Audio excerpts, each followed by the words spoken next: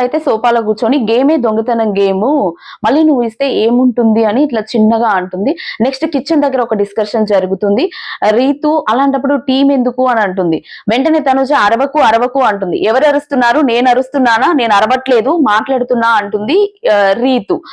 Next వచ్చేసి ఇట్లా బయటకు వచ్చిన తర్వాత తనుజ అని మాధురి గారు నువ్వు తీసావా అంటే నేను తీయలేదు అంటుంది తనుజ.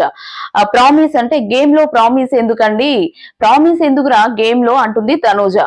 నెక్స్ట్ వచ్చేసి రాము కొంచెం ఫన్నీగా సువనన్న నాకు 200 కావాలి అని అంటే బయటకు వెళ్ళినాక 2000 ఇస్తానని చెప్పి వీళ్ళది ఫన్నీ జరుగుతుంది.